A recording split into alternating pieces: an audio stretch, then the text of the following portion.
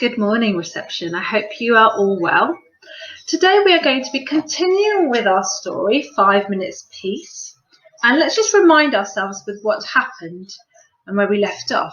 So Mrs. Large, Mum, was heading upstairs with her newspaper and her breakfast, and the children were following her. Let's continue reading. While I continue reading today, I want you to really focus on the questions being asked, because today that is our main focus, questions. Mrs. Large ran a deep, hot bath. She emptied half a bottle of bath foam into the water, plonked on her bath hat and got in. She poured herself a cup of tea and lay back with her eyes closed. It was heaven. Can you see Mrs. Large looking very relaxed? "Can I play you my tune?" asked Lester. Mrs. Large opened one eye. "Must you?" she asked. "I've been practicing," said Lester. "You told me to. Can I, please, just for 1 minute?" "Go on then," sighed Mrs. Large. So Lester played. He played "Twinkle, Twinkle, Little Star" 3.5 times. Do you think Mrs. Large was happy about him playing the same song over and over again? I don't think so. Let's continue. In came Laura. "Can I read you a page from my reading book?" she asked. "No, Laura," said Mrs. Large.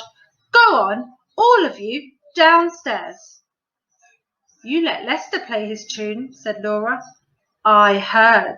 You like him better than me. It's not fair." "Oh, don't be silly, Laura," said Mrs. Large. "Go on then, just 1 page." So Laura read. She read 4.5 pages of Little Red Riding Hood. In came the little one with a trunk full of toys. "For you," he beamed, flinging them all into the bathwater. "Thank you, dear," said Mrs. Large weakly. "Can I see the cartoons in the paper?" asked Laura. "Can I have the cake?" asked Lester. "Can I get in with you?" asked the little one. Mrs. Large groaned. Right, we're going to stop reading the story there, and I want to go back on the right pen. I want to go back to the page before this. Can we find the first question? You can pause the video now and see if you can find the first question on this page. The first question is here. Can I read you a page from my reading book? And we know it's a question because it ends with a question mark. It also starts with a question word, can. So that's one question. Can you spot another question? I'll go forward 1 page. Can you spot another question? Right. Again, we've got another question. Can I see the cartoons in the paper? Can we see it ends with a question mark and it starts with a question word and a capital letter? Can. Can you spot the next 2 questions after it? Can I have the cake?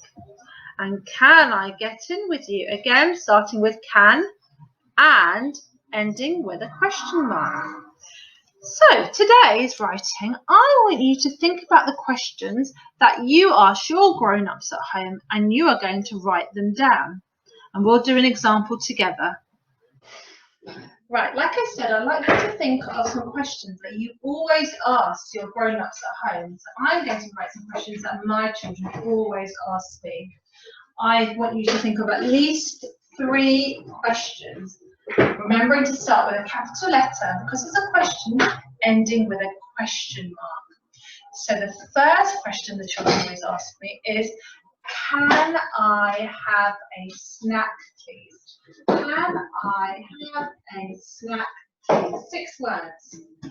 Capital C, because it's the start of my sentence. Can I, remember my finger spaces, can I have, H-A-V-E, spells have a snack, snack, please. Or ease, please. And what do I need to end my question with? A question mark. Good. So that's my first question. Now, another question that the children always ask me is, still food related, what is for dinner? So I'm going to start with what.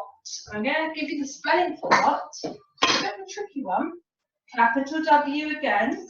Starts with W. And actually it's W hat. That's how you spell what. It's not what like it sounds. It's W hat. What is for dinner?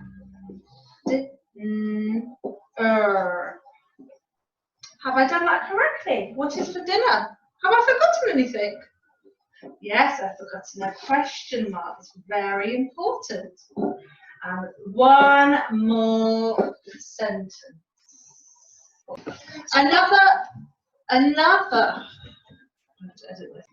Another question that the children always ask me is, can you help me? So I'm going to write that down. And you, it's a tricky word, so nobody should be spelling that wrong. Y-O-U spells you. Can you help me? M-E spells me. And remember their manners. Can you help me? Please. Or ease. And a question mark. So I want you to write at least 3 sentences or 3 questions which you always ask your parents, your grown-ups.